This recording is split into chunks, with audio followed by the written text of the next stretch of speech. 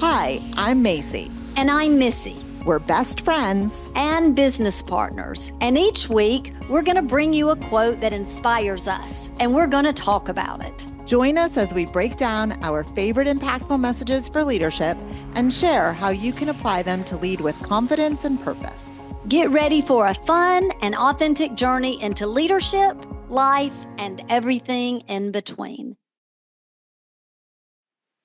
Well, hey, bestie.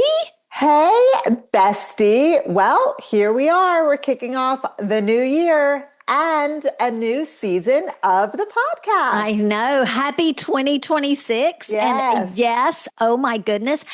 Macy, I feel like that first year of our podcast went so fast. I know. I feel like it did too. What do you think has been your favorite part of doing the podcast? Gosh, so many things.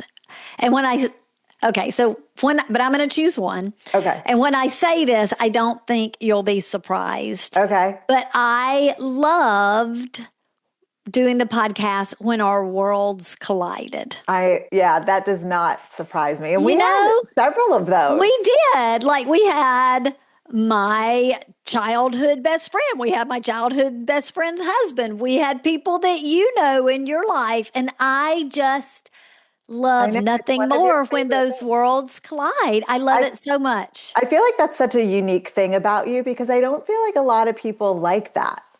Like I feel like a lot of people tend to compartmentalize and then move on, right? Right. Like do you remember how excited I was when the University of Southern Mississippi president, Joe Paul, was coming on our podcast? And I was like, I worked for him in college. And I know. So many great things. Okay. So what has been your favorite part of the podcast? I love so much about it, but I think just the time that we got to spend together and getting to know new people. A lot of people we interviewed, we did know, but we interviewed people that maybe we saw or heard about them or someone recommended them for the podcast. So really getting to meet new people. And I really think that we need to give ourselves a round of applause because we took massive action.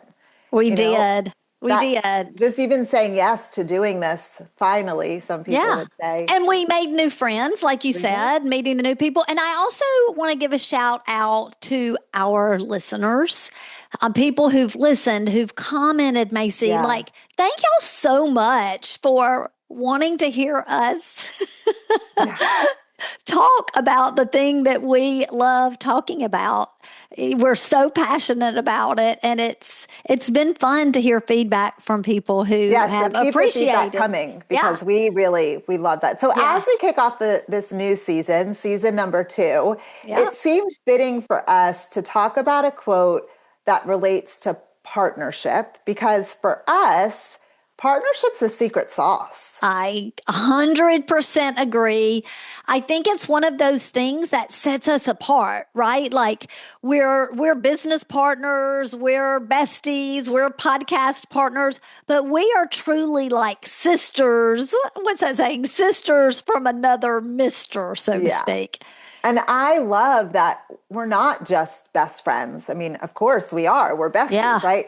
But we are, I think, at least in my opinion, like the perfect model of true business partnership. Yeah, and we could hop off to that right now, but let's share the quote first to give that some context, right? And so here it is. I can do things you cannot. You can do things I cannot. Together, we can do great things. So good, right? It was said by Helen Keller. And I've also, though, heard it attributed to Mother Teresa. So I'm not 100% sure which one deserves the credit, but regardless, let's talk about it. Yeah. What I love about this quote, which really is a true representation, I think, to who we are, is I can do things that you cannot. You can do things I cannot. I mean, that is us, right? That totally for sure. sums us up. But I also think that there's a missing piece to this quote. If we were going to rewrite it ourselves, I would say, and there are things that both of us cannot do. That is so true. And if any of our listeners have listened for a while, you've heard us say that many times, right? Like, here's some examples like, we cannot or do not do math. Nope, we do not. Let's see what else. We cannot play sports. Nope, we do not do that either. We cannot ride bikes. Nope. We cannot cook. No. Or do not. That's or a cannot for me and a do not for you. Well, I really can't either. But I think the best part of the quote, Macy, is the part where it says, together we can do great things. Yes, 100%. I mean, listen, we are not perfect. No. We don't strive for perfection. Good thing we don't strive for perfection. We would have failed. But a lot of things that we have done, honestly, like they haven't all been great. They haven't been. And just to piggyback on what you said about we don't strive for perfection, I think we always strive for authenticity, right? Yes. That's much more important to us. Correct. And I think to the people that we serve in the marketplace as well, about it not being about perfection, but authenticity. And I may be getting ahead of myself, but that just kind of hit me when you said that. And at the end of the day, when we haven't done things perfectly, Macy, we've made memories. That's what we always say, right? Like we made a memory. And so through the good times and the not so good times, and I believe that is something that makes it a perfect partnership. Yeah, so let's talk more about the idea of partnership in business. So whether you're a small business owner or you lead a team, I mean, partnership is very, very important. It is. That's true. And listen, I think one of the things that makes our partnership so strong is that, well, number one, neither of us has any sense of ego. Correct. And number two, neither of us has any problem asking for help. Right. And I think that true business partnerships are really much like a marriage, right? And I'll tell you what I mean by that. Yeah. Like a lot of people refer to marriages or really any type of a partnership as like 50-50. And honestly, I think that's why a lot of those partnerships fail, because a partnership isn't really 50-50. It may be 50-50 ownership or business interest, but we both don't always share equal responsibility, right? No, that's absolutely right. I mean, sometimes projects are going to require more from one of us. And sometimes one of us might be just going through something and the other one will just have to step up. And I think one of the things that makes us so successful is that we've never had an issue. Not in 10 years of doing business together have we ever had an issue where one of us feels like the other one isn't pulling their weight, because we don't have the expectation that it's 50-50 equal. Today I'm going to do 50% of the work. Today you're going to do 50% of the work, because that isn't always the case. That's true. And I think part of that, Macy, is that we've had to have very open communication at the beginning, right? We both said the expectations that we had of each other, but we continue to have that open communication. Yes. Like we know how we like to be communicated to, and we really, I think, work hard at honoring the other person in the way that they most prefer to be communicated with. Yeah.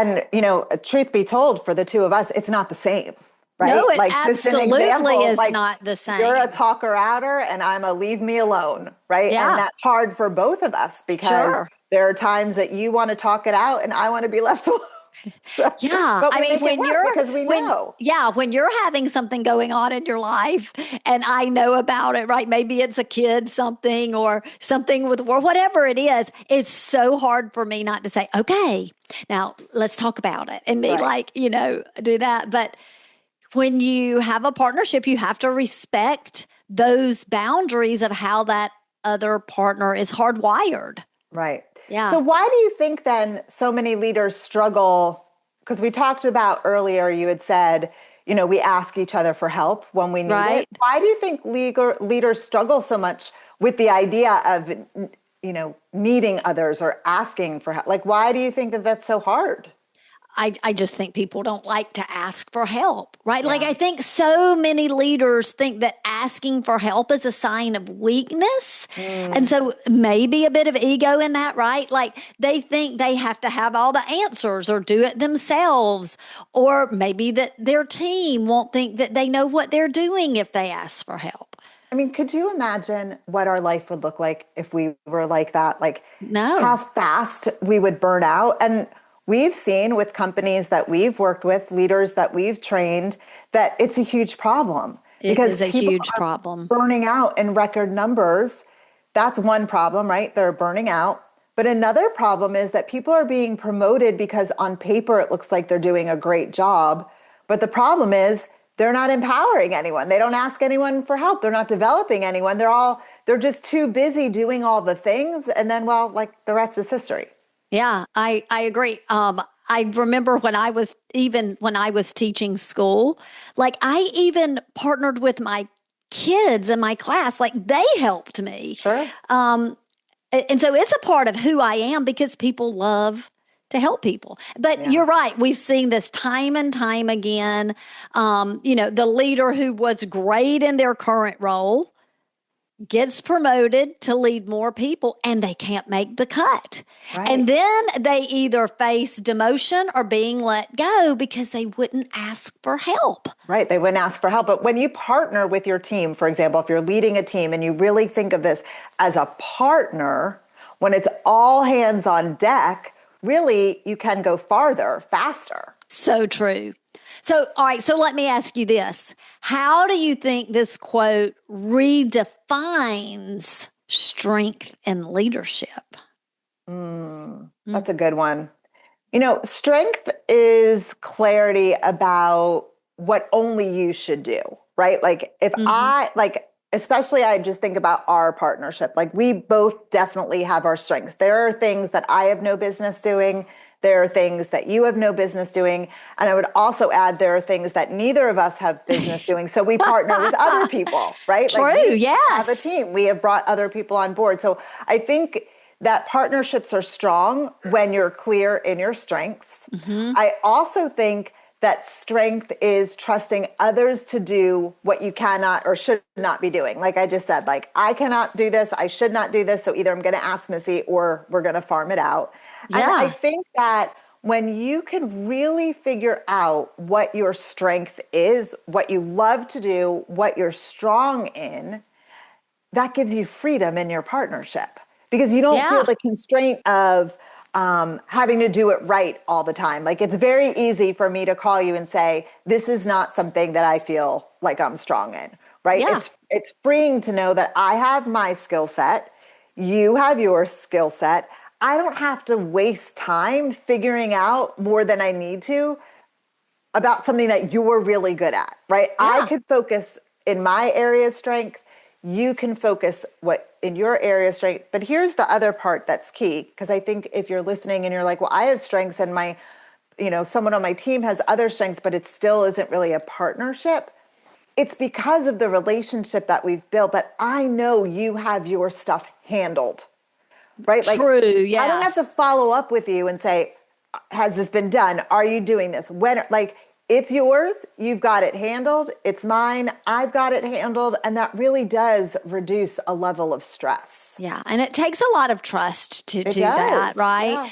I also think another key to a successful business partnership is it's really important to partner with someone who has different strengths. Agree. Right? Like you've been talking about strengths, but if both of us were extremely detailed oriented and neither one of us was more of a visionary, I don't think we would get very far.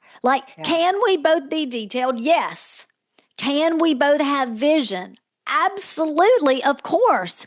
But each of us is stronger in one of these, which allows us to go fast together, right? Yeah, I think that's so, so true. Okay, so it's gonna lead me to another question. Might be our final question, who knows? But okay. I want to know, Why does collaboration accelerate results more than individual effort? And I know it may seem like a duh, but just think about it. Why does collaboration accelerate results more than individual effort? Well, I think it may seem like a duh to us because we've taught on this before, right? This is something that we teach inside of some of our training. But I really think it's good for people to know that you can multiply, you can go fast when people are operating in their strengths. Like when we each work in our strength zone, we're heads down, working really fast. And then the other thing that we both agree on, I think, in our partnership is if either of us are strong in it, we're going to collaborate with someone outside of just the two of us. So I think collaboration it's more minds, it's more ideas. It's not just me thinking of something. It's not just you thinking of it. It's really coming together and making even a single idea better because now we have two brains thinking on it. Yeah. And, I don't think it means that we aren't willing to learn that new skill or to have a general awareness, but we are not going to let, because we're just not going to let a lack of knowledge slow us down if we can't if we can spend the money and hire someone who's the expert in that, that's their strength, because that helps us go faster. Right. Yeah. Okay. No, I have something else for you. Okay. Tell me. What about people who are like, I wish I had a Missy or a Macy. Like, I wish I had a partner. They're sitting there, they're at work, they're trying to get ahead and increase profit, increase productivity, or they want to start a business or live into their passion, and they are wanting someone to pick up the places in their life and in their business where they aren't strong. Like, what do you think we would say to them? I think it's a really, really good question. I think that first, before you can find the other person, you have to know yourself and be aware of what your strengths are and what you're lacking, right? Like, what is it that you really need? And I'm a list person. I know you are too. Like, I would say, write it out. Like, what's the gap that you're trying to fill? And then you have to get outside of your comfort zone and try to find ways to fill that gap. You have to ask people, like, do you know anyone? I'm trying to find a business partner. Or that's how we found, Moses and his team. That's how we found Simmer to work with that. Like, it's just a matter of we recognized that we had a gap, and we just started asking people basically a question that our mentor, John Maxwell, trained us to ask: who do you know that I should know? Yeah. Who do you know that could help me fill that gap? What do you think? So I was just sitting here thinking, I think awareness is key. Yeah. Like, I think so oftentimes leaders are they're going through the motions every day, and they're not thinking about who could help me with this. Who could I partner with in this project to take it farther, faster? And so I think if you're listening to this now and you have this idea that you are on an island by yourself, that awareness alone is going to have you looking around at other people and finding their talents and say, hey, I could use that. Hey, I've got this big project. Would you want to help me? Right. Yeah. And I know we really didn't even plan to mention this, Macy, but that's what we do in Leadership Collective. People who are looking for partnership to go to that next level in their leadership. We've got tools and we've got training that will partner with them to help them go farther, faster. Yeah, I know we weren't planning on talking about Leadership Collective, so I think what we could do in the show notes is put the link to contact us or something about Leadership Collective, because it can be very resourceful for people who are looking, hey, I am on an island or nobody understands me. Yeah. One of the big things about Leadership Collective is going to be the community that you're going to be able to surround yourself with. Well, that's right. You might find a partner. Yeah. It's time for our big takeaway for the week. So listeners, if you only take one thing away from this episode, let it be this: trying to do it all does not make you a better leader. Leadership is not about being impressive on your own. Leadership is about partnership. Partnership means shared ownership, not shared tasks. Ooh, I love that, Macy, because it's so true, right? When partnerships are formed from different strengths, trust is activated, and so is productivity and profit. When leaders move from control to collaboration, I love an alliteration, momentum follows, right? So you move from controlling it to collaborating with it, and that's when things start to move fast. Yeah, I love it. Well, listeners, thank you for being with us for an entire season, and we look forward to bringing you more guests this year in season number 2. If you know someone who would make a great guest on our show, let us know. And bestie, thank you for your friendship and your partnership. Love you, girl. Yeah, love you too. If you aren't already following us, please do so on Instagram at Mpactful_messages. That's impactful with an M, no I, Mpactful_messages. On LinkedIn, you could follow Mpactful Messages, Mayce, DelValle, and Missy Washam. And that brings us to the end of episode 1, season 2. You know what we have to ask. Of Listeners, course. do you have a favorite quote? Send it our way, and we just may spotlight it on a future episode. We'll be back next week with another quote and more leadership insights. And you know what we're going to do? Oh, I know. We're going to talk about it. Bye, right, bestie. Bye, bestie. Thank you for listening. If you're enjoying this show, please show us some love by clicking the 3 dots to download the podcast, leave us a 5-star rating on your podcast app, and talk about it with other leaders to help them find the show from any of the major podcast apps. We'd love for you to follow us on social media too. Mpactful with an M _messages on Instagram and Mpactful Messages on LinkedIn.